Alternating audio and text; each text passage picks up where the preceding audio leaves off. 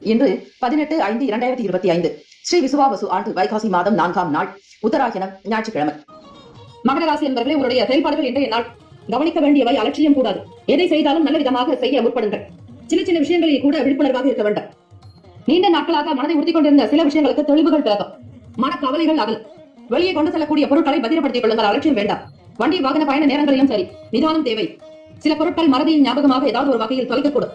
6ஆம் வீட்டில் செவ்வாய் பகவான் இருக்கிறார். 5இல் சந்திர பகவான் சஞ்சாரம் செய்கிறார். அவர் குரு பகவானோடு இணைகிறார்.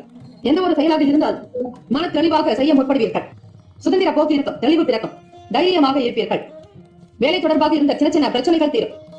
சொத்துக்கள் பிரச்சனைகள் அகலும். சீக்கிரமாக உங்களுக்கு பணம் வந்து சேரும். நன்மைகள் விளையும் நாள். தன்னம்பிக்கையாக இருங்கள். எதையும் சாதிக்க முடியும் என்கிற எண்ணம் உங்களிடம் வெளிப்பட வேண்டும். எதிர்காலம் தொடர்பாக சில முக்கிய முடிவுகள் எடுக்க முடியாமல் மனதில் குழப்பங்கள் இருக்கும். அந்த நேரத்தில் நீங்கள் ஸ்ரீ சந்திர பகவானுக்கான இந்த காயத்ரி மந்திரத்தை சொல்லி பாருங்கள். மன பிரச்சனைகள் உடனடியாக தீர்வதை நீங்கள் உணரலாம். அனுபவத்தில் கண்ட உண்மை. மகர ராசி என்பவர்கள் எதையும் அலட்சியமாக எடுத்துக் கொள்ளாதீர்கள்.